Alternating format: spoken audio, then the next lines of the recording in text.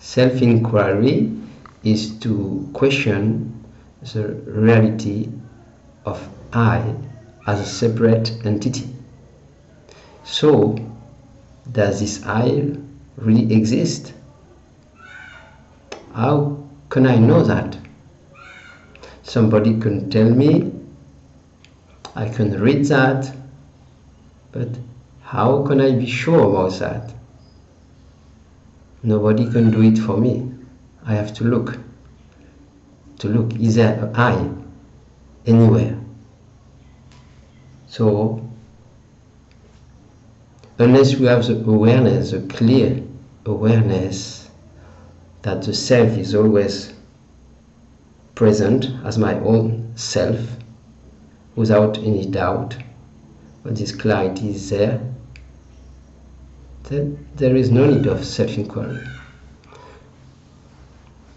But if there is some question or some doubt or a feeling of I is disturbing because I feel as a separate entity I'm subject to sufferings because I may lose others by death, by separation, may lose this own body. So to question the existence of I is to try to answer to all these questions, because it has been understood that the root cause of suffering is to believe I to be a separate entity as a body-mind. Then there is others, so I'm always in an unsafe place, because I may lose what I like or whom I like. So from this basic understanding, which is a starting point of spiritual search, self-inquiry, who am I? Is there really an I? So that's the starting point. So how to use that self-inquiry? Because we might have heard about it, but how to understand that? So just to look our own seeing, because just to ask a question, who am I, and to reply is not really the purpose. So it's an inner look, looking toward the center of perception, I, and to look, is there an I, without trying to kill it or to suppress it, that it should not be there, but just contemplation on the sense of I. So this can be done in speaking, in listening, when I'm in the action like you are now of listening. You can have the attention on what you are looking, or you can withdraw attention from the center of perception, from where it's coming. Mostly you can feel it's coming somewhere from being behind the eyes, which is located at the center, in the middle of the head, the third eye, or the pineal gland. So you may use that location or no specific location as it feels right for you, but just to keep the attention from where it's coming and who is perceiving. So maybe there is a mental question first, but just an inner looking, this presence, this inner presence, even when you are listening. Who is listening now? Just to look. By looking, there is nothing else. So it may appear as a practice, because you look in one direction, even towards the center of perception, from where this I is coming. But from a doing, a practice, it tends to move towards a non-doing, a non-practice, which is our real nature. only the I has a feeling of doing. I has a feeling of putting attention there on another object. When I listen or look, I look there. But you also experience some moment in the day, in life,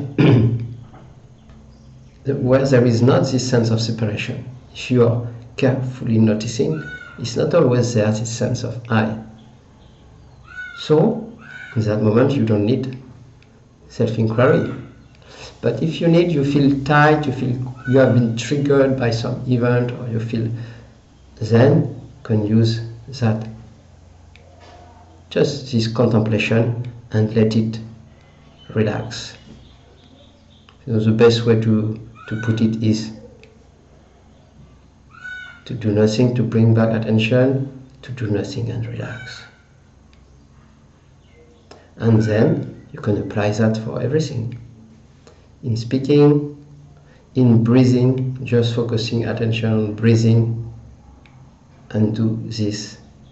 Just have this observation, this feeling of I breathe, which might subside by just contemplating. So that's few tips for self-inquiry. Even if you practice some kind of meditation, like I do the inner sound meditation, and many of my friends do that also, it is same. The sound, you perceive the sound, but who is perceiving the sound or the light? Same, self-inquiry. Because ultimately, what we are is not even the sound or anything we focus on. It is that which is prior to any expression, because it's not in time and space, so there is no subject perceiving an object. So this is what we call self-inquiry, and for that, just to be here, to make it simple and short, just to be here and not doing anything again, and just observing, being present and observing the movement of the mind, the comment of the mind, the energetic reaction, emotion, just to be here and noticing. A simple awareness. So that's few words I wanted to share with you about self-inquiry, which is common with all practices, all spiritual paths, whether it is bhakti, devotion, or knowledge, jnana, or karma yoga. They all come to the same point at the end. If we do karma yoga, yoga of action, is to ultimately dissolve the sense of I in action. We call Wu Wei in Chinese Taoism. So also the same for the path of knowledge or Advaita, or the path of devotion, which is also reaching at some point the supreme devotion, where there is no I and you, no I and God, not I and Master. So all come to the same at the end, to realize that this I is not existing. There is only the self. There is only one dreamer. There is not other dreamer. It appears like that there is others, but in truth there is no me, you, and so on. So yes, we may take that from wherever we are, and we don't need to compare with anyone, just to be where I feel I am at. I move from there, and I just let it happen. It's happening by itself. It is a very natural process. In truth, yourself is already free. There is no need of liberation. Your real self has never been bound. But in the sky of pure consciousness, this amazing movie of bondage and liberation is appearing. So it's an experience within this kind of consciousness of the self. So there is nothing to stop, to hold, to push. It's a very natural process, a very natural experience within this. So just to let it happen, it happens anyway. So just to relax and to be happy in whatever is happening. It's happening for the best. Nothing can go wrong. So with this, I thank you very much. You are welcome to like the video, to subscribe to the channel. You can also join on this link of Facebook when you can read whatever I write, some poems and some other things. Yes, thank you for joining. Namaste, see you very soon.